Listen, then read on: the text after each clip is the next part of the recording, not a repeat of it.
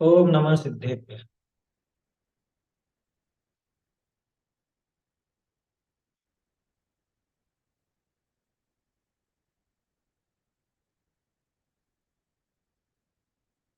मंगलमय मंगल करण वीतराग विज्ञान नमो ताहि जाते भये अरहंतादि महा करि मंगल करि हो महा ग्रंथ करण को काज जाते मिले समाज सब पावे निज पद राज। मोक्ष मार्ग प्रकाशक ग्रंथ अपन ने प्रारंभ किया है। पहला अधिकार है और आचार्य कल्प पंडित टोडरमल जी साहब ने मंगलाचरण के बाद जो हमारा एक पेटेंट मंगलाचरण है जैनों का नमोकार मंत्र उसे लिया और फिर उसका अर्थ खोलने के लिए पंच परमेष्ठि का स्वरूप यहाँ पे दिखाना प्रारंभ किया। तो आप इसको एक गंभीरता पूर्वक अगर देखेंगे तो ये मालूम पड़ेगा कि टोडरमल जी बिल्कुल शुरुआत से आखिर तक सब दिखाना चाहते थे। नहीं तो नमोकार मंत्र शुरू में लिया, मंगलाचरण तो स्वयं ने कर ही दिया था और अपना जैनों का जो सर्वमान्य मंगलाचरण है वो भी लिया और उसके बाद पंच परमेष्ठि का स्वरूप दिखाया। क्यों दिखाया? क्योंकि स्वरूप को अगर नहीं जानेगा तो वो नमस्कार किसको कर रहा है, क्यों कर रहा है, उसका क्या औचित्य है, वो कुछ भी निकलने वाला नहीं। और ये जीव सबसे पहले अरहंत आदि का स्वरूप जाने, इसलिए टोडरमल जी यहाँ पे सबसे पहले अरहंत आदि का स्वरूप दिखाते हैं। अपन ने कल ये परिभाषा ढूंढारी से देखी थी और इसमें ये पाया कि पूरे जिनागम में ऐसी कोई बात अरहंतों के संबंध में शेष नहीं रहती जो इस परिभाषा में शामिल नहीं हो जाती। कल अपन इस पर चर्चा कर रहे थे, अरहंत भगवान के जो जो विशेषताएं हैं, तो इसको कल ढूंढारी से पढ़ ही लिया था अपन ने। इस पर अपने को और कुछ विशेष जो बातें हैं वो अपने को देखनी। आप लोगों से एक मेरा निवेदन है, बहुत से लोग कुछ ऐसे भी होंगे जो बिल्कुल नए होंगे या समझ लीजिए कि शुरुआत सी ही होगी। अधिकांश तो स्वाध्यायी होंगे ही सही, क्योंकि मोक्ष मार्ग प्रकाशक के नाम से तो स्वाध्यायी लोग ज्यादा जुड़ते हैं। नए व्यक्ति भी जो जुड़े हैं, अगर आपको कहीं भी कुछ भी समझ में दिक्कत होती हो, समझ में नहीं आता हो, तो आप बेशक प्रश्न पूछ सकते हैं। ये जूम पर अपन इसीलिए रखते हैं ताकि परस्पर चर्चा हो सके। हाँ, लेकिन रेज हैंड करके, बिना रेज हैंड करे नहीं पूछे तो वो समझ में आएगा अपने को, सभी को अच्छा लगेगा। बोलो। ये पहले अधिकार का नाम पीठबंध प्ररूपण रखा है, तो उसका अर्थ क्या हाँ, होता है? देखो, पीठ बंद प्ररूपण, अच्छी बात है। ये प्रश्न तो आना ही चाहिए था। अपन ने नाम तो पढ़ा ही नहीं उसका, क्योंकि टोडरमल जी ने शुरू में नाम नहीं दिया था। टोडरमल जी ने नाम दिया जब ये अधिकार खत्म हुआ तब। पीठ बंध प्ररूपण, पीठ बंध यानी कि पीठिका, प्रस्तावना। कोई भी पुस्तक हम पढ़ते हैं तो उसकी एक पूरी रूपरेखा होती है, उसकी पूर्व भूमिका होती है। आजकल अपन देखते हैं ना, तो प्रकाश की, संपाद की, प्रस्तावना, ये सब चीजें होती है। इसी को उस जमाने में पीठ बंध कहा जाता था। और पीठ बंध का प्ररूपण इसके अंदर हुआ, इसलिए इस अधिकार का नाम है पीठ बंध प्ररूपण। है ना? आया समझ? अच्छा है, ध्यान तो गया किसी का हेडिंग पर। ये तो अपन ने हेडिंग का नाम तो पढ़ा ही नहीं। टोडरमल जी ने आखिरी आखिर में जहाँ पहला अधिकार खत्म हुआ ना, वहां पे लिखा इस प्रकार पीठ बंध प्ररूपक पहला अधिकार समाप्त होता है, इस तरह से वहां पे वर्णन। चलिए, तो कल अपन ने ये परिभाषा देखी थी। प्रथम अरहंतों का स्वरूप विचारते हैं, जय गृहस्थपनो त्यागी, इसकी बात अपन ने कर ली थी। गृहस्थपना त्याग कर मुनि धर्म अंगीकार कर निज स्वभाव साधन ते चार घाती कर्मनिको खिपाए अनंत चतुष्टय विराजमान भय। ये चर्चा चल रही थी अभी। अनंत चतुष्टय रूप विराजमान हुए। अब वो अनंत चतुष्टय कौन कौन से हैं वो यहाँ पे आते। गृहस्थ पने की चर्चा अपन कल कर चुके थे, है ना? गृहस्थ पने का त्याग क्यों होगा? गृहस्थ पना त्याग कर तो आया, लेकिन गृहस्थ पने का त्याग क्यों होगा और कैसे होगा, कि जब तक गृहस्थी बुरी नहीं लगे तब तक गृहस्थपना छूट नहीं सकता, है ना? सही है। लेकिन ऐसा नहीं, बुरी लगे तो द्वेष बुद्धि है। द्वेष बुद्धि पर जो वैराग्य होगा वो कोई सच्चा वैराग्य है क्या? वो गृहस्थपना छोड़ना नहीं है, उसने द्वेष रूप में छोड़ा तो छोड़ा कहाँ? बात समझ में आ रही है? ये बहुत खोटे हैं और ऐसे हैं और वैसे हैं, घर वाले कोई बात नहीं सुनते हैं, बच्चे कुछ कहना नहीं मानते हैं, माँ बाप हमारा कहना नहीं करते हैं, या पति ध्यान ध्यान नहीं देता है, पत्नी ध्यान नहीं देती है, ऐसा विचार करके जो वैराग्य आया वो तो द्वेष है। वो वैराग्य कहाँ है? तो गृहस्थ पने का तो त्याग तब होगा जब गृहस्थी यानी कि घर संबंधी जो भी बातें हैं उन सब में और अपने भिन्नता, अपन में भिन्नता देखी जाएगी, अपने स्वरूप में भिन्नता देखी जाएगी। उस भिन्नता को देखने का नाम है भेद ज्ञान। भेद ज्ञान शब्द सबने सुना हो, है ना? और भेद विज्ञान तभी संभव है कि जब अपना खुद का स्वरूप भी भली भांति समझता हो। अपना स्वरूप जानेगा तो ये पता चलेगा कि अरे ये तो मेरा स्वरूप ही नहीं है, जिनके पीछे मैं पागल हो रहा हूँ, जिनके पीछे इतने विकल्प करता हूँ, इनमें तो मेरा कुछ भी नहीं है। मेरा मेरे स्वरूप में एकत्व है, इन सबसे तो मेरा अन्यत्व पड़ा हुआ है। तो एकत्व और अन्यत्व की जब भावना आएगी अपने आप ही तब विरक्ति पैदा होगी। वो विरक्ति असली, क्योंकि विरक्ति का अर्थ द्वेष नहीं होता, है ना? राग ही नहीं टूटता है, द्वेष भी टूटता है। कैसे भी हो, अच्छे या बुरे, पहली बात अच्छे या बुरे होते ही नहीं, ये अपन सीखेंगे, टोडर मल जी तो जगह जगह सिखाएंगे कि वस्तु कोई भली या बुरी होती नहीं। आया समझ? हाँ, कषाय सहित जो वैराग्य है वो वास्तव में वैराग्य है ही नहीं। तो इसलिए कषाय रहित वैराग्य वो कैसा होगा कि वो भेद ज्ञान सहित होगा। अपने आत्म स्वरूप को समझेगा तो अपने आप ही पर से भिन्नता दिखेगी, और जब पर से भिन्नता दिखेगी तब स्वयं ही इसको विरक्ति का भाव आएगा, फिर वहां पे राग द्वेष नहीं होगा। और तब तब जाकर के ये मुनि दशा धारण करता है, मुनि दशा अंगीकार करके, और फिर बाद में निज स्वभाव का साधन करता है। जिस निज स्वभाव को पहले पहचाना था गृहस्थ दशा में रहते हुए ही, जिस निज स्वभाव का ज्ञान हो गया था, उसकी साधना अब ये मुनि अवस्था धारण करके करता है। ठीक है? और फिर बाद में निज स्वभाव साधन के द्वारा चार घातीय कर्मों का नाश कर देते। आप लोग बिल्कुल एकदम बच्चे जैसा सवाल हो ना तो भी पूछने से घबराना मत। मैं कर्म कह रहा हूं, अब कर्म भी नहीं मालूम है तो पूछ लेना। अपन मोक्ष में प्रकाशक पढ़ रहे हैं, बिल्कुल जीरो से लेके मोक्ष तक का वर्णन पूरा कराएंगे टोडर में। आया समझ? तो चार घातिया कर्म इतना तो ध्यान होगा सबको, है ना? ज्ञानावरण, दर्शनावरण, मोहनी, अंतराय, ये चार घातिया कर्म। और इन चार घातिया कर्म के अभाव में अनंत चतुष्टय प्रकट होते हैं। कल अपन ने इसकी चर्चा की थी, है ना? ज्ञानावरणी कर्म वो ज्ञान गुण की पर्यायों का घात करता है, माने ज्ञान को प्रकट नहीं होने देता है, सीधी भाषा में कहूं तो वो ज्ञानावरणी कर्म का जब नाश होता है तो अनंत ज्ञान प्रकट हो जाता है। वो अनंत ज्ञान क्या करता है ये भी अपने को देखना है, उस पर चर्चा भी करनी है। दर्शनावरण कि वो दर्शन गुण का घात करता है, माने सामान्य अवलोकन नहीं होने देता। उस दर्शनावरण का जब नाश होता है तो अनंत दर्शन प्रकट हो जाता है ना? ऐसे ही मोहनी, मोहनी के दो भेद है, दर्शन, चारित्र मोहनी। तो दर्शन मोहनी जीव की श्रद्धा में विपरीतता लाता है ना? सामान्य व्यवहार की भाषा है, लाता है का मतलब उसके निमित्त से होती। तो जब वो विपरीतता रहती है तो जीव दुखी होता है, और जब वो विपरीतता दूर होती है, अ, दर्शन मोहनी का नाश होता है, तो इधर क्षायिक सम्यक तो प्रकट होता है। चारित्र मोहनी का नाश होता है तो क्षायिक चारित्र प्रकट होता है। इन दोनों के सहारे अनंत सुख कहलाता है। तो अनंत चतुष्टय में क्षायिक सम्यक तो क्षायिक चारित्र का नाम नहीं है, किसका नाम है? अनंत सुख का। तो अनंत सुख वहां आता है। और अंतराय कर्म, ये अंतराय कर्म बाधा डालने का काम करता है। अपनी जो सामर्थ्य है, अपना जो वीर है, वीर का अर्थ है सामर्थ्य, तो उस सामर्थ्य को प्रकट नहीं होने देता। जब ये अंतराय कर्म का पूरी तरह नाश हो जाता है तो इधर अनंत वीर प्रकट हो जाता है ना? आया समझ में?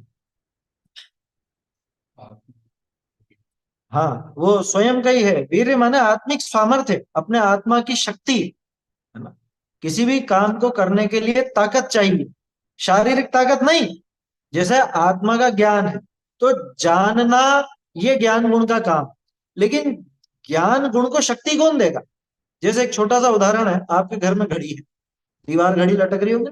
अब दीवार घड़ी में एक वो मिनट का कांटा है, एक सेकंड का कांटा है, एक घंटे का कांटा, तीन कांटे हैं। तीनों का काम कैसा है कि एक थोड़ी तेज रफ्तार में चलता है, 1 मिनट में पूरा चक्कर काट लेता है। एक पूरे जब 60 मिनट होते हैं वो पूरा चक्कर होता है। और एक एक तो पूरे 24 घंटे में पूरा चक्कर। ये उनका काम है। लेकिन मुझे ये बताओ, उन कांटों में वो शक्ति है क्या? या वो जो मशीन है पीछे, घड़ी की जो पीछे मशीन है, वो छोटे छोटे गियर है उसमें, उनमें वो शक्ति है क्या? शक्ति उनमें भी नहीं है। शक्ति देने वाला कौन? ये शक्ति उस सेल में। वो जो सेल लगता है, बैटरी लगती है पीछे, वो सेल उसको शक्ति। ठीक ऐसे यहां समझना, जानने का काम अंतर मतलब वीर्य गुण का नहीं है। जानने का काम तो ज्ञान ही करेगा, लेकिन ज्ञान को शक्ति भी तो चाहिए ना। ज्ञान को शक्ति कहां से मिलेगी कि वो वहां सामर्थ्य उससे वीर्य गुण से, है ना। तो आत्मिक सामर्थ्य की बात है, नहीं शारीरिक सामर्थ्य वाली बात नहीं है। वो शरीर का काम शरीर का है, ये आत्मा का काम। अनंत गुण अपना अपना काम करते हैं, उस काम को करने में ये वीर्य गुण सहायक होता है। अब थोड़ी सी मैं आपको आगे की बात बताता हूँ। जैसे मति ज्ञान, शुद्ध ज्ञान वगैरह का नाम आप लोगों ने सुना हो, है ना। जो नए हैं उन्होंने भी सुना होगा, नहीं भी सुना हो तो अभी सुन लीजिए। अपना जो ज्ञान है वो मति शुद्ध ज्ञान कहलाता है, भगवान का ज्ञान केवल ज्ञान। अपना जो मति शुद्ध ज्ञान है, इसकी परिभाषा क्या है? सामान्य रूप से आपने पढ़ी होगी, जो इंद्रिय और मन के निमित्त से चलता है उसको मति ज्ञान कहते हैं, ठीक है ना। यही पढ़ी है अधिकांश लोगों ने। जबकि वास्तव में परिभाषा कैसी है इसकी? मति ज्ञानावरण एवं वीर्यांतराय कर्म के क्षयोपशम से होने वाले ज्ञान को मति ज्ञान कहते हैं। ऐसे ही श्रुत ज्ञानावरण एवं वीर्यांतराय कर्म के क्षयोपशम से होने वाले ज्ञान को श्रुत ज्ञान कहते हैं, ठीक है ना। ऐसे ही अवधि ज्ञान, ऐसे ही मना पर्याय ज्ञान। केवल ज्ञान में क्या लगेगा? उसमें क्षयोपशम की जगह क्षय आ जाए। कि केवल ज्ञानावरण एवं वीर्यांतराय, समस्त अंतराय कर्म के क्षय से होने वाले ज्ञान को केवल ज्ञान। ये सिद्धांत की परिभाषा है, ग्रंथों की, बड़ी बड़े ग्रंथों की परिभाषा है ना। तो देखो, हर एक में वो अंतराय की बात आई ना, वीर्यांतराय की बात आई ना। माने उस वीर्यांतराय का भी क्षयोपशम हो। कहने का अर्थ यह है कि जैसे ज्ञानावरणी ज्ञान को पूरी तरह से प्रकट नहीं होने देता, ज्ञान को ढक के रखता है, ऐसे ही वीर्यांतराय कर्म अपनी सामर्थ्य को रोक करके रखता, सामर्थ्य प्रकट नहीं होने देता, ठीक है ना। तो जानने के लिए वो सामर्थ्य चाहिए। तो जिसका जितना उघाड़ होगा, जितनी सामर्थ्य प्रकट होगी, न जानेगा। केवल ज्ञानी भगवान के वो अनंत वीर्य है, इसीलिए उनका ज्ञान अनंत ज्ञान है। आया समझ में? हमारे पास अनंत वीर्य नहीं है, इसलिए हमारा ज्ञान अनंत ज्ञान नहीं। सामर्थ्य भी तो चाहिए ना। ऐसा, बोलो। आपने ये बोला ना, मोहनीय के दो भेद होते हैं, दर्शन मोहनी और चारित्र मोहनी। उसमें आपने बोला कि छायिक दर्शन प्रकट होता है और छायिक चारित्र प्रकट होता है। नहीं, क्षयिक सम्यक तो। हाँ, तो छायिक ही होगा क्या? औपशमिक, छायोपशमिक ये नहीं होगा? नहीं, मोक्ष में क्यों होगा? क्षय होने पर तो क्षयिक होगा ना। पूर्णता जो क्षय। क्षय के है। पूर्णता क्षय। हाँ, पूर्णतः क्षय। तो क्षयिक का मतलब दर्शना पूरा क्षय जिसमें हुआ है। तो मतलब उपशम क्षय उपशम की दर्शनावरण। बात नहीं है उसके अंदर। हाँ, दर्शनावरण की बात अलग है। दर्शनावरण में तो वो दर्शन गुण का काम है। ये आप यहाँ दर्शन मोहनी को दर्शन गुण के साथ मत जोड़ो। दर्शन मोहनी श्रद्धा गुण पर असर करता है ना। दर्शन मोहनी श्रद्धा गुण पर असर करता है।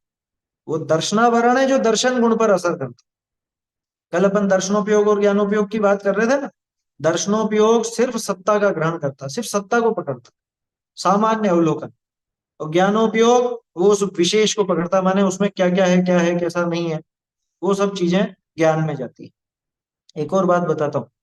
दर्शनोपयोग उद्गल को विषय बनाएगा, चाहे जीव को विषय बनाएगा, चाहे धर्म अधर्म आकाश काल को विषय बनाएगा, उन सबकी सिर्फ सत्ता को ही पकड़ेगा। दर्शनोपयोग की नजर में कोई जीव, पुद्गल, धर्म अधर्म आकाश काल है ही नहीं। दर्शनोपयोग की नजर में सिर्फ बस, सिर्फ सत्ता। समझ में आई बात? सत्ता माने है, उसकी हयाती। दर्शनोपयोग किसको पकड़ेगा? वो नहीं देखेगा कि ये जीव है कि पुद्गल है। वो क्या कहेगा? सत्ता। सिर्फ सत्ता को पकड़ता, और उसके तत्काल बाद ही वो सत्ता किसकी है, कैसी है, कितनी है, क्या नहीं है, ये सब ज्ञान की प्रवृत्ति हो जाती है। जैसे कल अपन ने उदाहरण देखा था कि भाई वो सफेद है, सफेद है ये अवग्रह ने जाना, ज्ञान का काम चला सफेद है, लेकिन सफेद है के पहले है, सबसे पहले क्या पकड़ा जाएगा, है, सत्ता, उसके बाद फिर सफेद है यह अवग्रह हुआ। फिर अब इसमें देखा कि बगुला है कि झंडा है, ये ईहा, जानने की इच्छा, विशेष जानने की जो इच्छा हुई वो ईहा। फिर उसमें कुछ लक्षण आदि से निर्धारण किया उसको, एक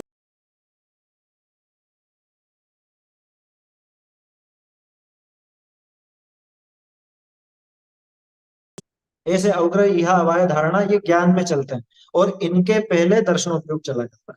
किसकी, किसके लिए, ये हमारी व्यवस्था, जानने के पहले दर्शनोपयोग चलता है, ये व्यवस्था हमारी व्यवस्था, भगवान की नहीं। भगवान की क्यों नहीं, क्योंकि भगवान सारा एक साथ जान लेते हैं, तो उसमें क्या, किसका श्रद्धान करें, मतलब किसको पहले सत्ता को ग्रहण करें और किसको बाद में जाने, तो सब साथ ही होता है, सत्ता का ग्रहण भी उसी समय और जो जानना है वो भी उसी समय, युगपत होते हु दोनों एक साथ होते है ना। वो हालांकि बात अलग जगह के लिए है, वो सम्यक दर्शन सम्यक ज्ञान के लिए है, लेकिन उनके भी युगपत, ये दोनों चीज युगपत होती है। युगपत माने एक साथ, उनके ज्ञान और दर्शन में क्रम नहीं होता, हमारे क्रम होता है, हमारे पहले दर्शनोपयोग फिर ज्ञानोपयोग, और भगवान के दर्शनोपयोग ज्ञानोपयोग एक साथ चलते, ठीक है, बोलो। आपने बोला अवग्रह मतलब है, ठीक है, ईहा मतलब कुछ सफेद है। नहीं नहीं नहीं नहीं, आप ध्यान से सुनो, अवग्रह मन ने है नहीं बोला, अवग्रह ने क्या पकड़ा, सफेद है, हाँ। अवग्रह सफेद है ऐसा पकड़ा। हाँ, फिर ईहा में। ईहा में आ जाएगा फिर उसमें और विशेषता की ये बगुला है कि झंडा है, ये तो उदाहरण है, कुछ और भी उदाहरण दूसरा ले सकते हो आप। दूर से आपने ठूंठ देखा, ठूंठ समझते हो ना, पेड़ है, जैसे पेड़, सूखा पेड़ होता है, अब उसमें डालियां निकल रही हैं इधर उधर, दूर से देखने पे ऐसा लगे कि कोई आदमी ऐसे हाथ करके तो नहीं खड़ा, मतलब वो चीज तो आगे चलेगी, लेकिन सबसे पहले तो है, धुंधले में पहले है ना, सत्ता, सिर्फ सत्ता। अब वो सत्ता अपन सिर्फ उदाहरण नहीं दे सकते हैं, क्योंकि आप जो आ गया, सिर्फ सत्ता जिसने पकड़ी वो है दर्शनोपयोग, है ना। अब उसको छोड़ दो, दर्शनोपयोग का काम हो गया, हाथों हाथ ज्ञान आ जाएगा, ये आकार है, ठीक है ना, ये आकार, ऐसा ऐसा आकार। अब उसमें यह चली कि आकार किसका है, ये पेड़ है या ये आदमी है, ये हाथ ऐसे करके आदमी खड़ा है या ये पेड़ है, इसकी डालियां हैं क्या है? फिर देखा कि हिल नहीं रहा, ये तो बिल्कुल ऐसा का ऐसा ही है, तो पेड़ होना चाहिए। अथवा उल्टा भी हो सकता है कि ये हिलता हुआ दिख रहा है, हाथ ऊपर नीचे होते हुए दिख रहे हैं, तो ये तो कोई आदमी है, ये पेड़ नहीं, सूखा पेड़ नहीं है। तो ये ईहा ने ऐसा, ये फिर ईहा जब हुई तब उसके बाद निर्णय करा अवायन, क्या निर्णय किया, ये हाथ पैर हिलते हुए नजर आ रहे हैं, इसलिए ये तो आदमी है, ये कोई पेड़ नहीं है, ये अवाय ने। और फिर वो पक्का हो गया। देखो अवाय और धारणा में बहुत अंतर नहीं है, अवाय और धारणा में क्या है कि धारणा उस चीज को पक्का कर देती, धारणा में आगे नहीं भूलने की योग्यता, जिस चीज का अवाय ने निर्णय किया उसको आगे नहीं भूलने देना, ये काम धारणा, धारणा के आधार से आपको स्मृति वगैरह होती है ना, आया समझ। तो ये सब बातें हैं, अवग्रह या वाय धारणा, ये सब आगे और आएगा विशेष, अभी तो अपन अनंत भगवान के क्या क्या चीजें होती हैं उसके बारे में समझ रहे हैं, केवल ज्ञान कैसे चलता है वो देख रहे हैं। क्या लिखा है, कोई चीज याद नहीं होना क्या ज्ञानावरणी कर्म के उदय का परिणाम है, बिल्कुल, ज्ञानावरणी कर्म का ही परिणाम है, मतलब उसके उदय का, ज्ञानावरणी का उदय होता है तो हमको वो चीज याद नहीं आती, आया समझ में।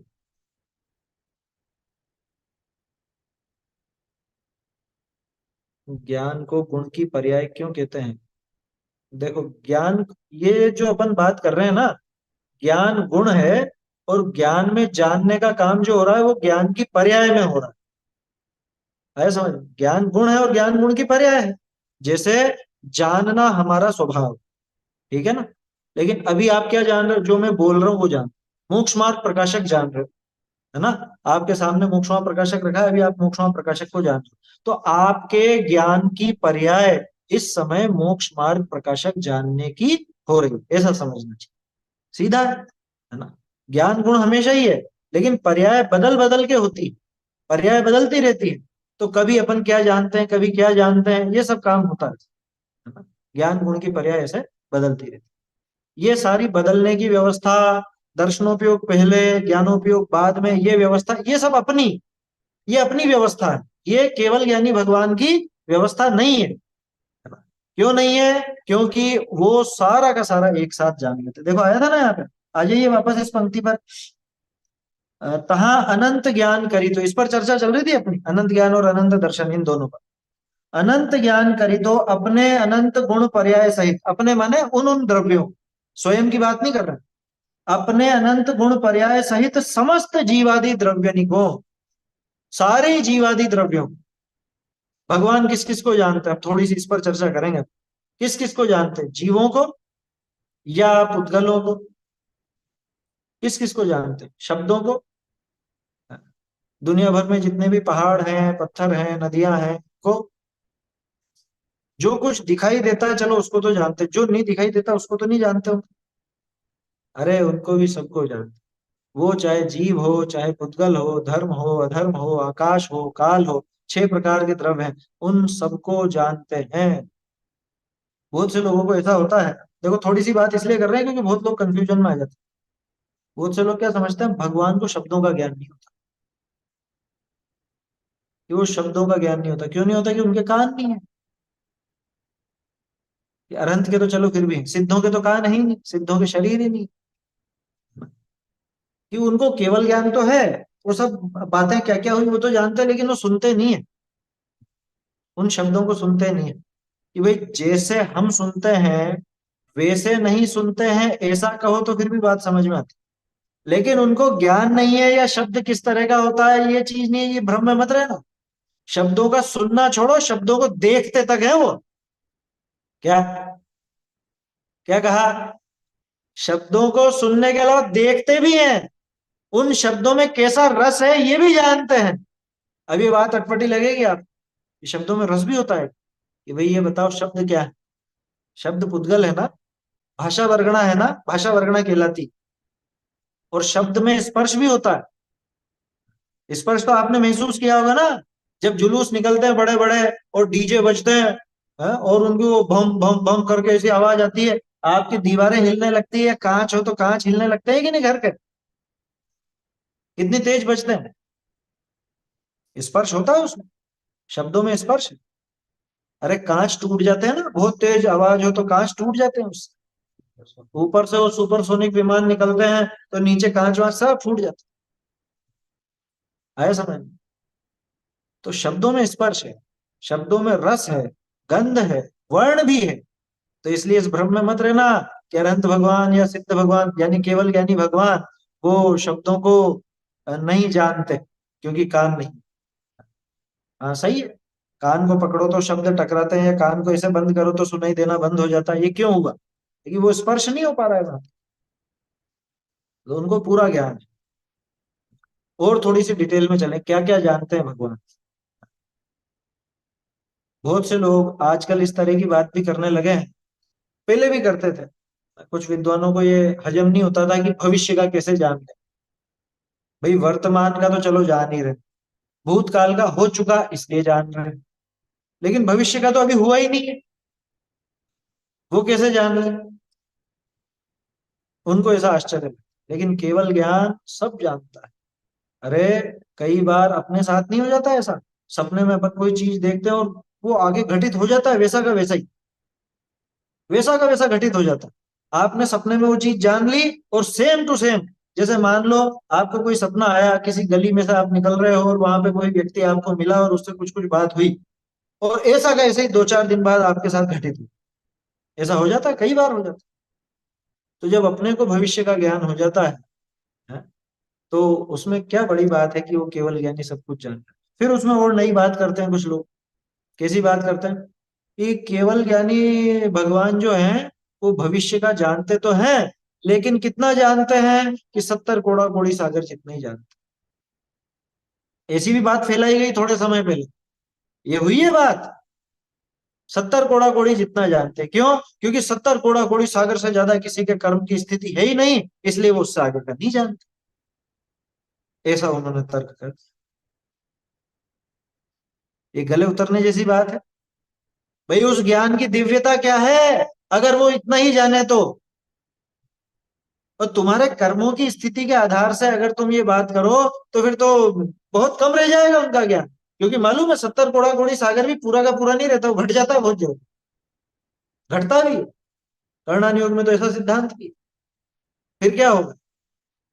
और उनका ज्ञान अपने कर्मों का अधीन रहेगा। चलो 70 कोड़ा कोड़ी तो तुमने कर्मों की स्थिति कह दी, ये बताओ धर्म अधर्म आकाश काल इनका क्या लेना देना है कर्मों से? इनका क्या संबंध है 70 कोड़ा कोड़ी से? जीव का और पुद्गल का तो चलो कह दोगे आप कि जीव कर्म बांधता है वो 70 कोड़ा कोड़ी जितने ही बांधता है, या कर्म जो बंधते हैं पुद्गल हैं वो 70 कोड़ा कोड़ी के। धर्म अधर्म आकाश काल का क्या? और कहाँ लिखा है ऐसा? किसी भी शास्त्र में ऐसा नहीं है। ध्यान से सुनिएगा सभी, है ना? किसी भी शास्त्र में इस तरह की बात नहीं है कि अनंत भगवान सिर्फ 70 कोड़ा कोड़ी जितना ही जानता है। अगर इतना ही होता तो उनको सर्वज्ञ नहीं कहा जाता। सर्वज्ञ नाम किसको मिलता है? सर्वज्ञ। सर्वज्ञ, सर्व यानी सब कुछ, ज्ञ माने जानने वाला, जो सब कुछ जाने, ना अभी का ही नहीं, भूतकाल का ही नहीं, भविष्य का भी अनंत अनंत अनंत जान, वो सर्वज्ञ है। समझ में? इसलिए भ्रम में मत आइएगा। कभी कोई ऐसी बात सुनने को मिले कि साहब 70 कोड़ा कोड़ी सागर जितना ही जानते हैं, भूल से भी भ्रम में मत आना। कोई इस तरह की बात कहे ना तो सिरे से नकार देना कि ये नहीं होता। अगर सिर्फ 70 कोड़ा कोड़ी का ही ज्ञान है तो वो तो हमारे जैसा है, वो तो अवधि ज्ञान हो गया। क्योंकि अवधि ज्ञान होता है सीमा वाला, क्षेत्र की सीमा और काल की सीमा। ये अनंत ज्ञान है। अनंत ज्ञान का मतलब क्या? अंत आएगा? अनंत ज्ञान के विषय का अंत आता है क्या? अगर अंत आ जाए इसके विषय का, अथवा इस ज्ञान की अंत आ जाए तो फिर वो अनंत ज्ञान नहीं कहलाता, फिर वो सीमित ज्ञान कहलाएगा, अवधि ज्ञान कहलाएगा। उसको आप फिर अनंत ज्ञान या क्षयिक ज्ञान नाम नहीं दे सकते। समझ में आई बात? तो सब कुछ जानते, सब कुछ किस किस का?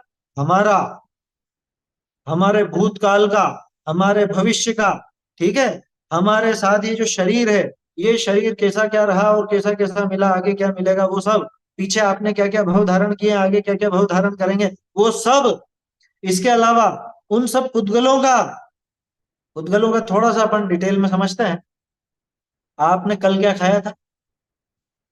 सोचोगे भी कि कल क्या खाया था, है ना? चलो ध्यान आ भी जाए, 1 साल पहले क्या खाया था?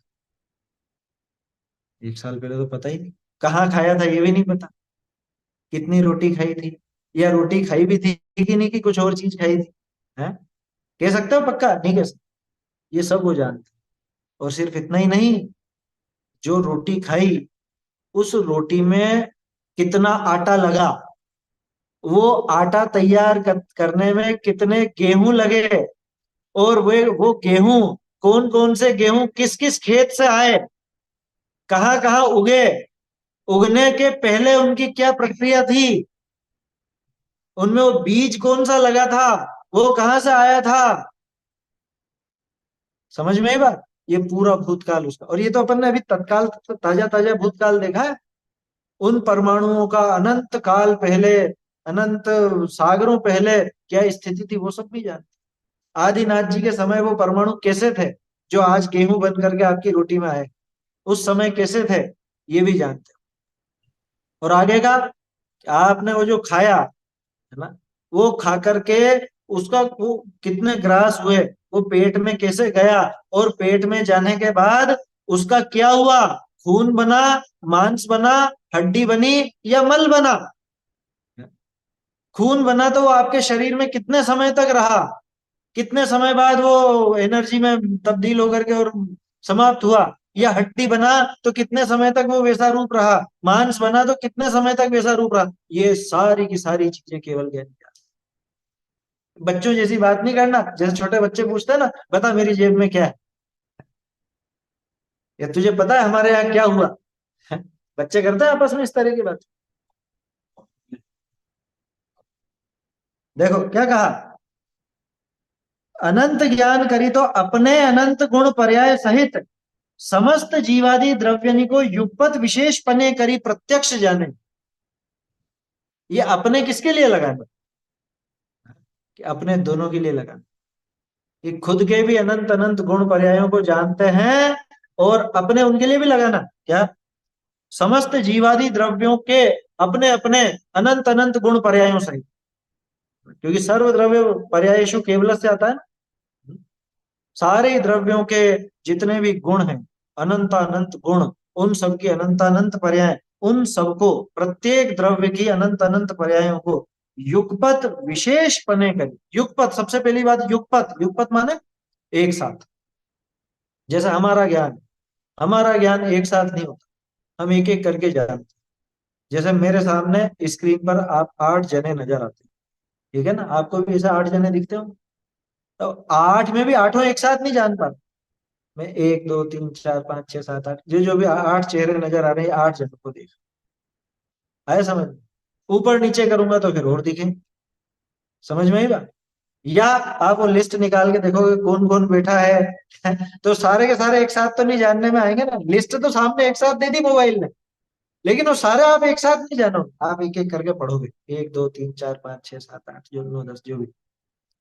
तो हमारा ज्ञान युगपत नहीं चला करता, हमारा एक साथ नहीं चलता। देखो हमारे उपयोग में दो तरफा युगपत पना नहीं। दो तरफा मतलब कि दर्शनोपयोग और ज्ञानोपयोग ये भी युगपत नहीं है, और ज्ञानोपयोग में भी जो विषय है वो युगपत नहीं। आया समझ में? एक मिनट, क्या लिख रहे हैं? क्या केवल ज्ञान के साथ मति श्रुत अवधि ज्ञान भी होता है कि नहीं? केवल ज्ञान अकेला होता है, अकेला ही होता है केवल ज्ञान। केवल ज्ञान कभी दूसरे के साथ नहीं होता। क्यों नहीं होता? दूसरे की जरूरत क्या है उसमें? भाई जहां संपूर्णता आ गई वहां सीमित का आश्रय थोड़ी ना लिया जाएगा। आया समझ में? केवल ज्ञान अकेला निस्सहाय होता, असहाय होता। असहाय मतलब बेचारा नहीं, असहाय माने उसको किसी की आवश्यकता ही नहीं है। और मति ज्ञान, श्रुत ज्ञान, अवधि ज्ञान आदि हैं, ये मति श्रुत अवधि ज्ञान आदि ये सीमित होते हैं। इसलिए ये, जैसे मति ज्ञान है तो वो श्रुत ज्ञान के साथ ही रहेगा, मति ज्ञान कभी अकेला नहीं होता, श्रुत ज्ञान कभी अकेला नहीं होता। अवधि ज्ञान भी मति श्रुत ज्ञान के साथ ही होंगे होंगे तो, मना परे ज्ञान भी होगा तो इनके साथ ही होगा। ये चार चार एक साथ होते हैं, लेकिन केवल ज्ञान अकेला ही होता है। आया समझ? अकेला ही चलता है, क्योंकि उसका झगड़ा है सबसे। झगड़ा वगड़ा नहीं है, वो परिपूर्णता हो गई ना। ये सब ज्ञान मिलकर के जितना नहीं जान सकते वो अकेला जान लेता। वो अपने एक समय की पर्याय में पूरे लोकालोक को जान लेता है। आया समझ? और कैसे जान लेता है? युगपत। विशेष बात है युगपत। पहली बात तो क्या? युगपत, युगपत यानी एक साथ। उनको एक एक करके नहीं जानना पड़ता, एक साथ जान लेते हैं। अगला देखिए, विशेष पने करी। ये विशेष पने करी किस लिए आया? ये कल अपनी चर्चा इस पर हुई थी। सामान्य पने तो दर्शनोपयोग ग्रहण करता है, विशेष पने ज्ञानोपयोग ग्रहण करता है ना। तो विशेष पने से प्रत्यक्ष जाने, ये एक और विशेषता है इसकी। प्रत्यक्ष जानता है। बाकी जितने भी ज्ञान है, हमारा जो मति श्रुत ज्ञान है ये प्रत्यक्ष नहीं। लोग व्यवहार में अपन कहते हैं ना, प्रत्यक्ष हमने देखा है, हमारी आंखों से प्रत्यक्ष देखा है, हमारे कानों से प्रत्यक्ष सुना है। वो सिर्फ कहने का प्रत्यक्ष है, उसमें प्रत्यक्ष बना नहीं। प्रत्यक्ष शब्द की परिभाषा क्या? आचार्य देव ने, माणिक्य नंदी आचार्य ने परीक्षा बुक में विशदम प्रत्यक्षम ऐसा दिया कि विशदता को प्रत्यक्ष कहा जाता है। विशद माने निर्मलता। निर्मलता कैसी निर्मलता? कि जो क्षयोपशम ज्ञानों में संभव नहीं है ऐसी, और जो क्षयिक आदि ज्ञान में ही, मतलब क्षयिक ज्ञान आदि में ही संभव है, उस विशदता को, उस निर्मलता को विशदता कहते हैं, और उसी का नाम प्रत्यक्ष बना है। प्रत्यक्ष शब्द के कई अर्थ होते हैं। जैसे लोक व्यवहार में आप लेते हो ना, ये प्रत्यक्ष हमने हमारी आंखों से सुना, कानों से आंखों से देखा, कानों से सुना। एक तो प्रत्यक्ष का ऐसा भी अर्थ होता है, वहां पे अक्ष का अर्थ इंद्रिय लिया। ध्यान से सुनिएगा, अक्ष का अर्थ इंद्रिय भी होता है। तो इंद्रियों के माध्यम से जो हो, साक्षात हमने हमारी आंखों से देखा है, कानों से सुना है, उसको भी प्रत्यक्ष कहते हैं। लेकिन वो सिर्फ लोक व्यवहार, सिर्फ लोक व्यवहार, वो असलियत नहीं है। दूसरी परिभाषा थी अक्षनोति व्यापनोति जानाति इति अक्ष आत्मा। और अक्षम प्रति ज्ञायते इति प्रत्यक्षम। तो अक्ष जो अक्षय यानी कि जो जाने, और कौन करता है जानने का काम? क्या आत्मा करता है। तो आत्मा से समर्थित होता हुआ, या यूं समझो आत्मा कोई विषय बनाने वाला जो ज्ञान है वो प्रत्यक्ष, वो स्वानुभव प्रत्यक्ष की बात चल। यहाँ जो बात है वो वास्तविक प्रत्यक्ष की परिभाषा है। तत्र विशदम प्रत्यक्षम, कि विशदपना ही प्रत्यक्ष बना है। विशदता माने निर्मलता, है ना? निर्मलता माने बिल्कुल साफ, कि कुछ भी बाकी नहीं रहा उसमें, ऐसी विशद। आप अपने हाथ को देखो, आपके हाथ में लकीरें नजर आ रही हैं आपको? यहाँ दिख रही, सारी दिख रही। ये सारी एक एक करके देखने जाओगे गिन भी नहीं पाओ। और वो लकीरों में कहाँ किस जगह कौन सी लकीर मुड़ गई, और कितना कहाँ से कौन सी लकीर कट रही है, और उसमें बारीकी में अंदर क्या क्या है, वो जो उससे देखते हैं ना मैग्नीफाइंग ग्लास से, जैसा उसमें नजर आता है वैसा नजर आ रहा है? नहीं आ रहा है। और लकीरों के अंदर क्या है वो नजर नहीं आ रहा। तो हमारा ज्ञान इतना कमजोर है कि सामने रखी हुई वस्तु को भी हम प्रत्यक्ष नहीं जानते। और केवल ज्ञानी भगवान का ज्ञान ऐसा है कि वो किसी को देखते ही नहीं, इंद्रियों से स्पर्श तक नहीं करते, इंद्रियों से उनका कोई सन्निकर्ष नहीं होता, मतलब मिलाप नहीं होता, फिर भी उन समस्त वस्तुओं को प्रत्यक्ष जानते हैं। प्रत्यक्ष, कितना प्रत्यक्ष? हाथ पे रखे आंवले के समान, ऐसा उदाहरण देते हैं आचार्य। अब क्या करें, उदाहरण तो देना पड़ेगा ना। हमारा ज्ञान तो इतना कमजोर कि हाथ पे आंवला रखा हो ना, उसको भी हम प्रत्यक्ष नहीं जानते। क्या हाथ पे आंवला उदाहरण तो दिया, वो इसलिए दिया कि भाई इतना साफ हाथ पे रखा हुआ आंवला तो नजर आएगा ना सबको। कितनी नजर कमजोर हो, हाथ पे रखा हुआ आंवला तो दिख ही जाएगा ना, इसलिए उदाहरण दिया है वो। जबकि वास्तविकता यह है कि हमारा ज्ञान तो हाथ पे रखे हुए आंवले को भी प्रत्यक्ष नहीं जानता, इतनी निर्मलता उसमें नहीं है। देखना आंवला आता है ना, अभी सर्दी के मौसम में आंवला रख के देखना, देख लेना सब कलियां नजर आ रही है क्या उसकी, अंदर कैसे कैसे रेशे हैं, अंदर वो गुठली में कितने वो तंतु हैं, और क्या है वो सब क्या दिखता है साफ साफ? खोल लोगे तो भी पूरा साफ साफ नजर। हम माइक्रोस्कोप से देखते हैं तो कुछ और नजर आता है, वो मैग्नीफाइंग ग्लास से कुछ और नजर आता है, खुली आंखों से देखते हैं तो कुछ और नजर, थोड़ी दूर करके देखते हैं तो अलग नजर आता है, पास करके देखते हैं तो अलग नजर आता है। ये कहाँ है हमारे ज्ञान में प्रत्यक्षपना नहीं है, विशदता नहीं। केवल ज्ञान में कि वो हर एंगल से सब कुछ नजर आता है। ये उनके ज्ञान में विशद प्रत्यक्षपना, इसको प्रत्यक्षपना आया समझ? ऐसा है, बोलिए।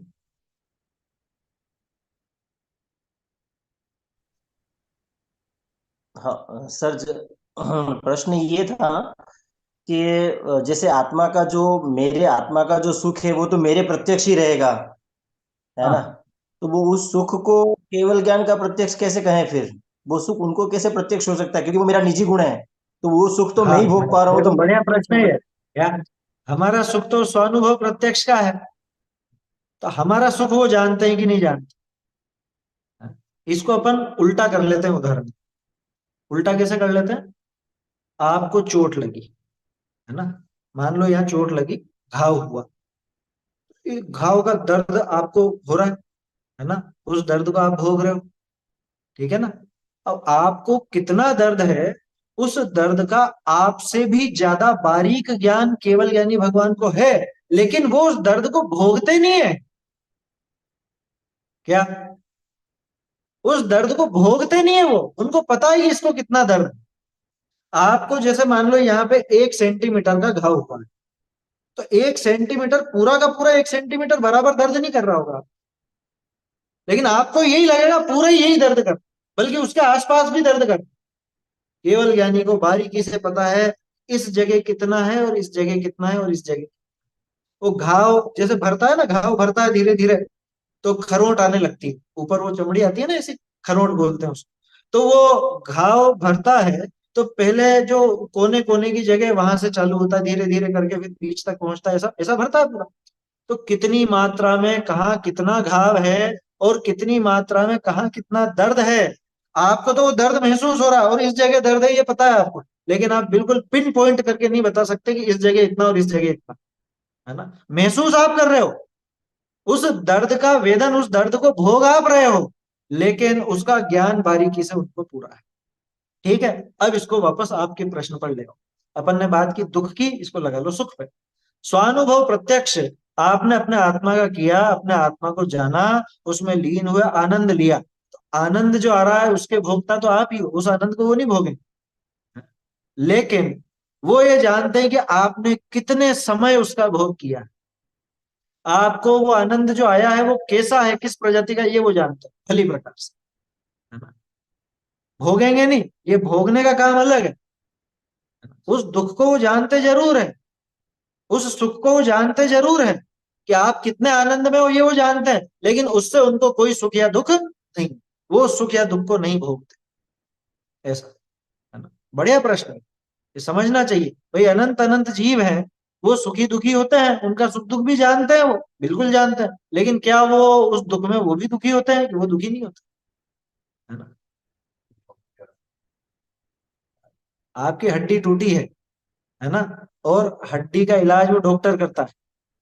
उस डॉक्टर को पता है कि कहाँ की कितनी वो सेल्स टूटी है या कहाँ पे कितनी वो टूटी, उसको मालूम, उसको दर्द नहीं हो रहा है। लेकिन ये तो एक लौकिक उदाहरण है, हालांकि डॉक्टर भी कोई केवल ज्ञानी नहीं, लेकिन समझने के लिए ऐसा समझो आप कि वो जानता है, वो देख लेता है कि फ्रैक्चर कहाँ से कहाँ तक है, और इस हड्डी में कितना, किस जगह से ऐसा बैंड है या कैसा क्या है, उस हिसाब से जो भी लगाना है वो लगा देता है, नट बोल्ट लगा देता है, या समझ लीजिए वो जो रोड लगा देता है, होता है ना वो सब। तो डॉक्टर को आपसे ज्यादा मालूम है, दर्द आपको हो रहा है, लेकिन डॉक्टर जानता है कि किस जगह का क्या टूटा है, ऐसा सीधी सी बात है ना। तो अच्छा है, केवल ज्ञानी ऐसे विशेषपने प्रत्यक्ष जानते। विशेषपने का अर्थ समझे ना, विशेषपने का मतलब स्पेशल नहीं, विशेषपने माने ज्ञान का विषय वो विशेष कहलाता, दर्शन का विषय सामान्य कहलाता। आगे देखो, अनंत दर्शन करी तिनको सामान्य पने अवलोके, सामान्य पने देखते। अब बहुत से लोग इस देखने को आंखों से देखना समझते हैं, वो आंखों से देखना नहीं है, वो ये सामान्य अवलोकन को देखना नाम दिया। जैसे अपन ने वो अभी अवग्रही हवाय धारणा देखा ना, उसके पहले जो सत्ता का ग्रहण हुआ, उस सत्ता के ग्रहण को देखना कहते हैं, अपने दर्शनोपयोग की परिभाषा ये है देखना, आंखों से देखना नहीं। समझ में आई बात। वो सभी इंद्रियों से होता है, सिर्फ आंखों से नहीं होता। उदाहरण भले अपन ने आंखों का लिया हो, उदाहरण में तो अपन ने वो लिया कि भाई है और फिर सफेद है तो सफेद काला, या वो पुरुष का लिया, ठूंठ का लिया, वो सब आंखों से देखा। लेकिन ये दर्शनोपयोग सभी इंद्रियों के द्वारा होता है, इंद्रियों, सभी इंद्रियों के माध्यम से, मन के माध्यम से भी चलता है, स्पर्श का ही होता है। आया समझ। जैसे एक छोटे से उदाहरण से शायद थोड़ा आपको समझ में आए, देखिएगा। आप दूध गर्म करते हैं, ठीक है ना, दूध गर्म करते हैं, और जो जिस बर्तन में आप गर्म कर रहे हैं, अब आपने उस बर्तन को ऐसे हाथ लगाते ही गर्म लगा के, हाथ लगाते ही गर्म नहीं लगा, यूं ऐसा हाथ लगा के हटा लो, ऐसा हाथ लगा, मालूम ही नहीं पड़ेगा कितना ही तेज गर्म हो, ऐसा हाथ लगा के आपने हटा लिया। तो हमारा ज्ञान असल में इतना कमजोर है कि उसको कुछ समय लगता है ना, उसे कुछ समय लगता है, थोड़े समय तक टिके, शास्त्रों के हिसाब से कहूं असंख्य समय टिकता है ना एक विषय पर, तो अपने ज्ञान में वो वस्तु पकड़ में आती है। अब दर्शनोपयोग कहाँ पकड़ में आएगा जब वो ज्ञान ही पकड़ में नहीं आता। अब जब आपने वो ऐसा हाथ लगाया, आपने ये जानने के लिए हाथ लगाया कि गर्म हुआ या नहीं हुआ ना, दूध का छोड़ दो, अभी पानी गर्म कर रहे होंगे ना सभी, पीने के लिए, नहाने के लिए, तो देखते हैं ना गर्म हुआ कि नहीं हुआ। तो जब देखते हो क्या देखते हो, छू करके देख, है ना। तो छू करके पहले एक सामान्य उसका अवलोकन होता है, तो सत्ता, उसके बाद फिर वो गर्म ठंडा इत्यादि जो भी है वो ज्ञान में चलता है। देखो अपन आंखों से देखने का उदाहरण इसलिए ले लेते हैं क्योंकि उससे समझ में जल्दी आ जाता है, बाकी इंद्रियों पे घटित करना थोड़ा सा मुश्किल होता है। लेकिन वो ज्ञानोपयोग कैसा भी हो, चाहे वो स्पर्श से चले, चाहे रसना घ्राण चक्षु कर्ण किसी से भी चले, उन सबके पहले दर्शनोपयोग होता ही होता है। बिना दर्शनोपयोग के ज्ञानोपयोग नहीं होता अपने। और अरहंत भगवान के, सिद्ध भगवान के, उनके तो साथ के साथ ही हो गया सब, उनका सब साथ हो गया। और असल में कायदे से एक बात बताऊं, अब उनको उस दर्शनोपयोग की जरूरत नहीं रही, तो फिर है क्यों। अरे ये कोई बात थोड़ी ना है कि है क्यों, अब वो तो है, तो है, जरूरत नहीं है इसका ये अर्थ थोड़ी ना है कि वो निकल जाए। जैसे आपके शरीर में ये है ना, ये कान का ये बाहर का हिस्सा, वैज्ञानिक कहते हैं कि इसका कोई उपयोग नहीं। हम लोगों ने ऐसा पढ़ा था पहले 9th 10th में जब पढ़ते थे, तो शरीर में दो अंग ऐसे हैं कि जिनका कोई उपयोग, एक तो ये और एक वो क्या बोलते हैं उसको, अपेंडिक्स। अपेंडिक्स जो होता है अंदर में, है ना, जिससे अपेंडिसाइटिस हो जाती है, वो गांठ बढ़ जाती है। तो अपेंडिक्स और ये ईयर पिन्ना, ये ईयर पिन्ना नाम है इसका, कान का ये बाहर का, है ना। तो इनका कोई उपयोग नहीं है ऐसा वो कहते हैं। अब जबकि ऐसा होगा नहीं, उनको उपयोग मालूम नहीं है तो वो कह देते हैं उपयोग नहीं। अब ये बताओ, अपन तो दूसरी बात कर रहे हैं, उपयोग नहीं है इसका ये मतलब थोड़ी ना कि हट ही जाए। समझ में आई बात? तो ऐसे ही आगे बताएंगे, टोडरमल जी खुद भी लिखेंगे कि बहुत सी चीजें ऐसी हैं जैसे सिद्ध भगवान बनने पर उन वस्तुओं की आवश्यकता नहीं है, पर वो गुण है तो है। अनंत गुणों में बहुत से गुण हमको ऐसे लगेंगे कि इनकी क्या जरूरत है, लेकिन वो है। आया समझ में? मैं ये बात क्यों कह रहा हूं कि अनंत दर्शन की उनको आवश्यकता नहीं है? क्योंकि दर्शन की आवश्यकता ज्ञान के लिए होती है। अब उनका ज्ञान संपूर्ण हो चुका, तो अब सत्ता की आवश्यकता ही कहां रही जी, पूरा विशेष ही जान ले। अब सामान्य जानने की जरूरत ही नहीं रही। समझ में ही बात? हमारे ज्ञान के पहले एक आधार भूमि चाहिए होती है, क्योंकि हम विषय बदल बदल के जानते हैं। वो युगपत जान रहे हैं और बिल्कुल स्पष्ट जान रहे हैं, तो अब उनके ज्ञान को ऐसी आवश्यकता ही नहीं। लेकिन वो है, और वो है तो अनंत है, अनंत दर्शन रूप है। समझ में आया? अनंत दर्शन करी तिनको सामान्य पने अवलोके। अब देखो विशेष चीज एक और, बोलिए।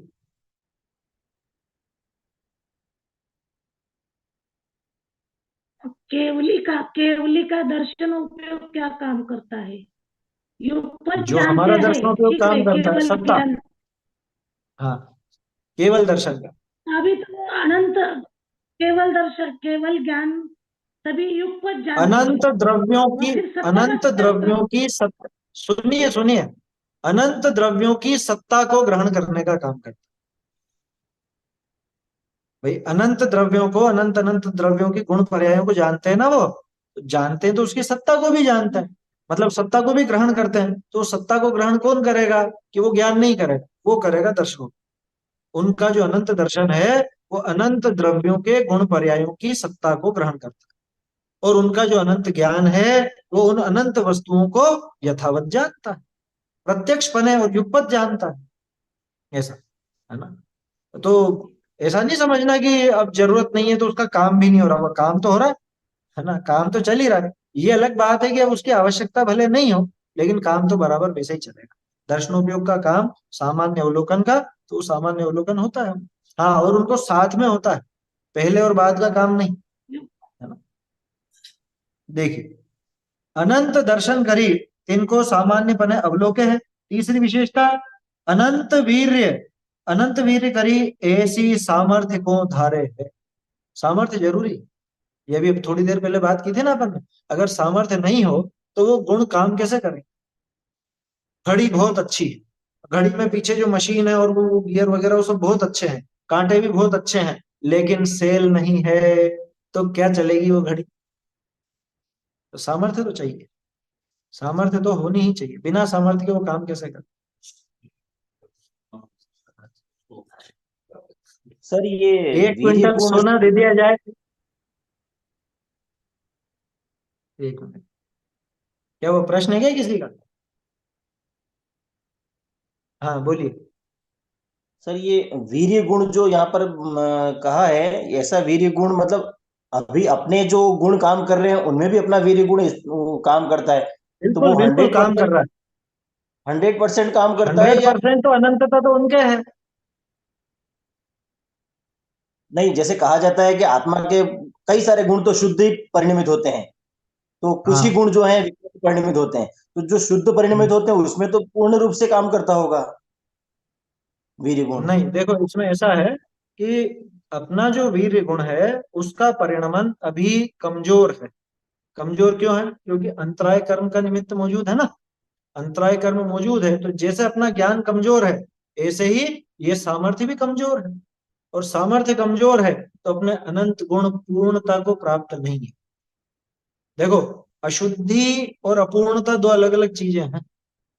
अपने सारे ही गुण अशुद्ध रूप परिणमते नहीं है, इसका यह अर्थ नहीं है कि सभी पूर्ण हो गए।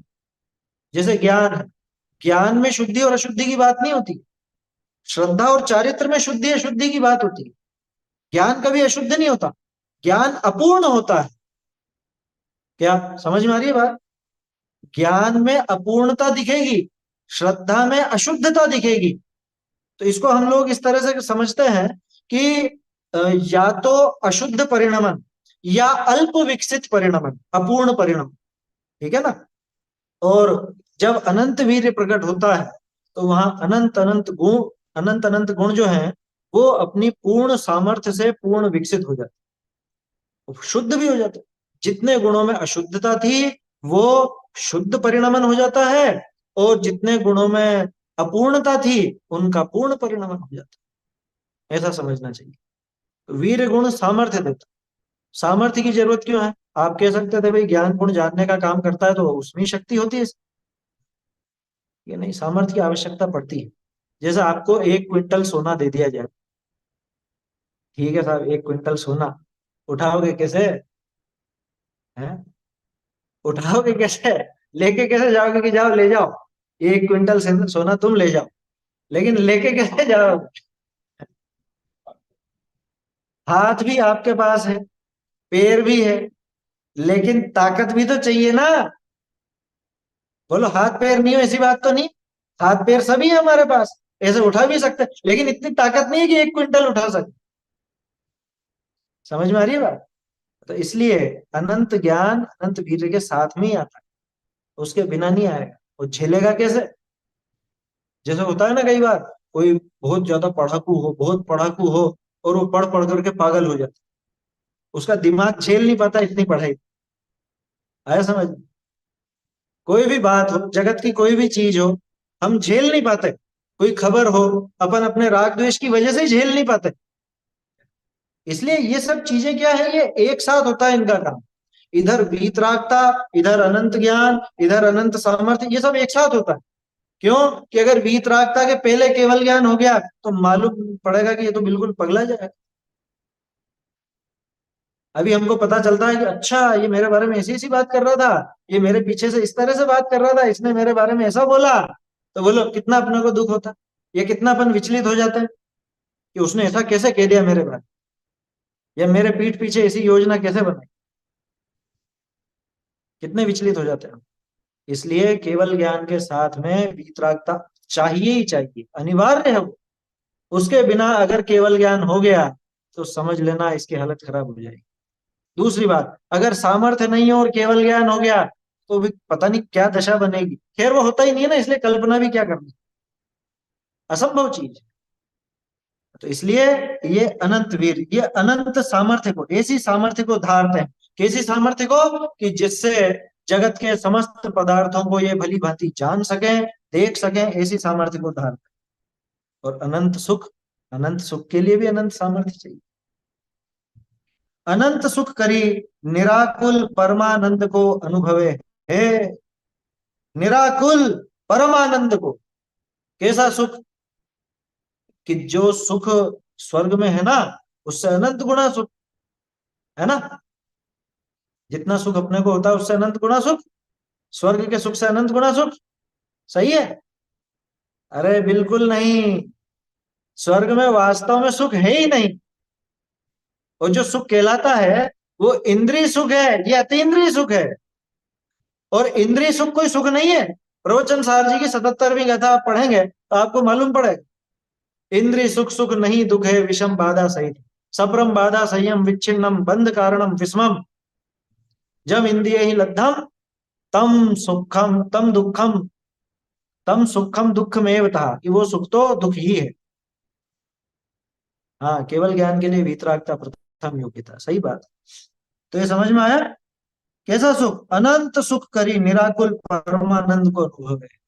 कई बार बच्चे पूछते हैं ना कि वो सिद्ध बन जाते हैं, फिर वहां से लौट के आने का मन नहीं होता, कभी बोर नहीं हो जाते होंगे? अरे बोरियत का काम क्या है वहां पे? या अनंत सुख सुख सुख सुख, बिल्कुल सुख ही सुख, और कुछ है ही नहीं। सुख के अलावा कुछ है ही नहीं है। वो क्यों निकल के आएंगे वहां से, बताओ। ऐसे ही अनंत चतुष्टय रूप विराजमान होते हैं, है ना। ऐसे क्या लिखा है, देखो, परमानंद को अनुभवे है, बहुरी जे सर्व था, सर्व राग द्वेष आदि विकार भावनी करी रहित होए, शांत रस रूप परिणय। इस पर चर्चा अपन कल करें, अभी तो समय हो रहा है अपना। तो ये चार अभी अनंत चतुष्टय की बात हुई अपनी। अनंत चतुष्टय जो अनंत दर्शन, अनंत ज्ञान, अनंत सुख, अनंत वीर, इसके संबंध में बात हुई। आप लोगों को कुछ भी प्रश्न वगैरह हुआ करे तो आप पूछ सकते हैं, बिल्कुल। हाँ, रेज हैंड करके आप पूछ सकते हैं। बस रेज हैंड करके पूछें, बीच में नहीं बोले, वो मेरा बोलने का क्रम निकल जाता है, फिर दिमाग से निकल जाती है बात। चलिए बोलिए। हम हिंसा को देख नहीं सकते हैं जरा भी, है ना। तो हमारा वीर्य नहीं, मतलब उस टाइप का नहीं है, और कसाई को कुछ फर्क नहीं पड़ता है। तो फिर इन दोनों वीर्य में क्या डिफरेंस है, क्या बोल सकते हैं, इसको कुछ कंपेयर कर सकते हैं। नहीं, कैसे, मैं समझा शक्ति नहीं। उतनी, मतलब झेल नहीं सकते हैं ना हम हिंसा, देख नहीं अच्छा सकते, अच्छा अच्छा, मतलब ये। वो तो राग की बात है, देखो, वो राग की बात है, उसमें ये वीर्य गुण का काम नहीं है। वो तो हमारे राग, हमारी रुचि का काम है उसको। हमको वो चीज बर्दाश्त नहीं होती देखते हुए कि अरे किसी जीव की इतनी हिंसा की जा रही, इतनी निर्मम तरीके से हम देख नहीं पा रहे हैं उसको, हमारा मन विचलित हो गया। तो वो तो मंद कषाय की वजह से, वो मंद कषाय का परिणाम है असल में, है ना। और कसाई जो उसका घात कर रहा है, तो वो ज्यादा सामर्थ्य धारण करता है, हम कम सामर्थ्य धारण करते हैं, ऐसा नहीं। यहाँ सामर्थ्य की बात नहीं लगती, वो सामर्थ्य वाली बात नहीं। वो तो अपने मन की बात है कि हमारा मन इसमें कितना कच्चा है। जैसे बहुत से लोग होते हैं, थोड़ा सा खून देख के बेहोश हो जाते हैं, खुद के अगर खून निकला तो चक्कर आ गया, बेहोश हो, होते हैं ना, बहुत से इस तरह के होते हैं। और बहुत से ऐसे होते हैं कि यूं सामने से उसके ब्लड लिया जा रहा है, खून निकाला जा रहा है, या ऑपरेशन किया जा रहा है, उसको कोई फर्क नहीं पड़ता। तो ये तो मन की दृढ़ता वाली बात है, ये सीधे सीधे वीर्य गुण से नहीं जोड़ना चाहिए, क्योंकि ऐसा समझेंगे ना तो फिर तो उल्टा ऐसा चक्कर पड़ेगा कि जैसा अपराधी है, आतंकवादी है, तो उसको तो बहुत वीर्य गुण बहुत विशेष हो गया उसका, है, और ये जो कमजोर है, ऐसा नहीं। ये तो अपने मंद कषाय की वजह से है, ये रुचि की वजह से है ये, है ना। और किसी किसी को रहता है ऐसा, वो स्वाभाविक रूप से भी रहता है।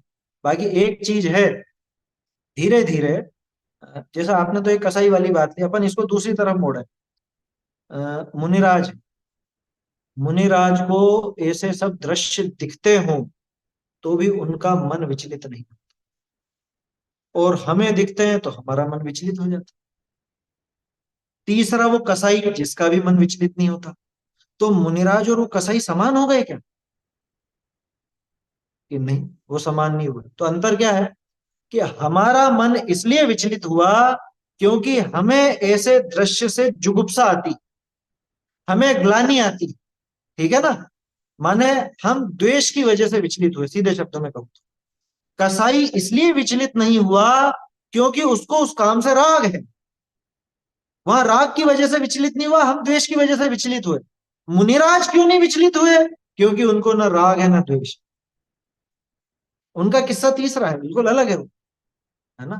तो इसमें ये तीनों में अलग अलग चीज समझना।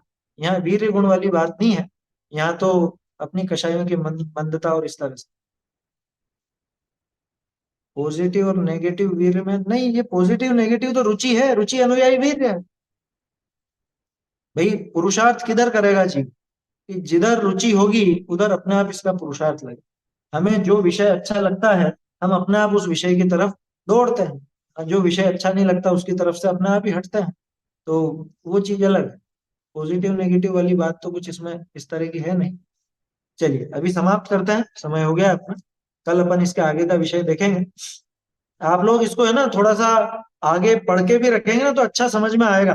मोक्षमा प्रकाशक ऐसी चीज है, देखो मैं आपको बताऊं, पूरे जीवन आप रिपीट करके पढ़ते रहे। एक बार ग्रंथ शुरू किया, पूरा हो गया, फिर वापस से शुरू करेंगे, फिर वापस शुरू करेंगे। जितनी भी बार पढ़ो आपको कुछ ना कुछ नया मिलेगा ही मिलेगा।